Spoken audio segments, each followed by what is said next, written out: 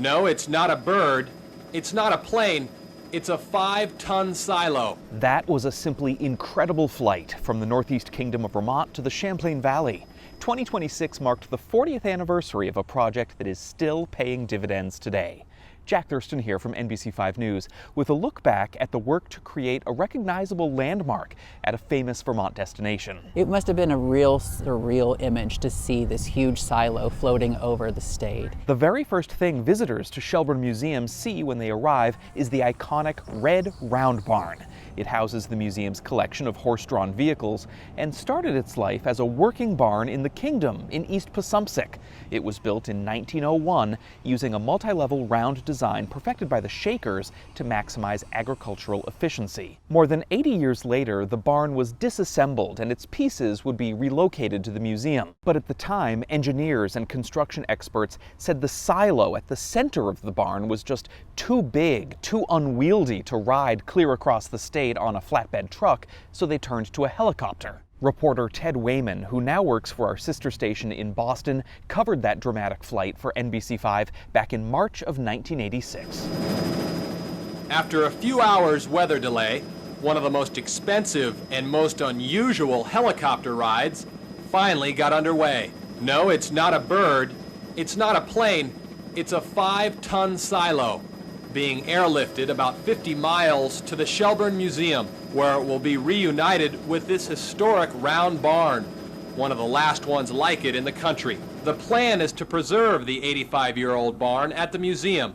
The barn was taken apart and reconstructed here, but the silo was marked special delivery, and hundreds came from as far away as Boston to get a glimpse of this flying silo.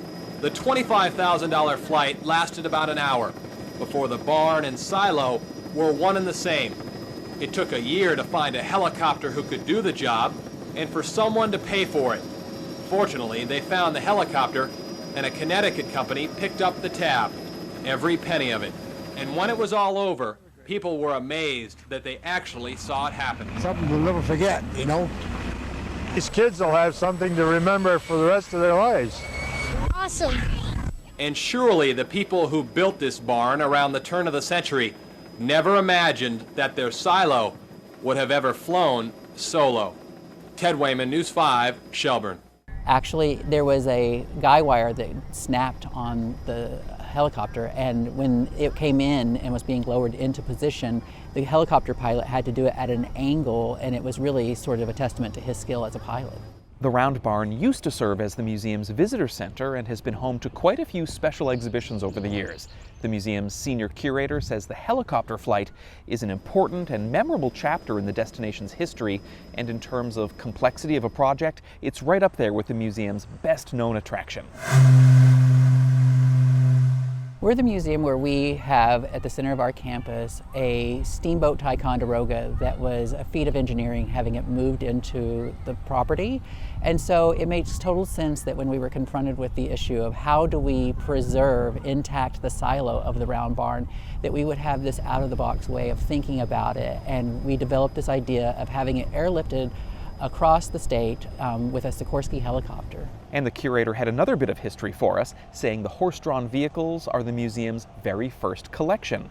Over the years, I've met a handful of people who told me that they remember seeing that silo flight with their own eyes back in 1986. And of course it would stick out in their brain, because as Ted reported, it was just so memorable, so unusual. That has me curious. Were you one of those people? Were you there in Shelburne, or maybe somewhere along the flight path from the kingdom to Shelburne? If so, please let me know in the comments. Thanks so much for watching NBC5. We'll see you very soon.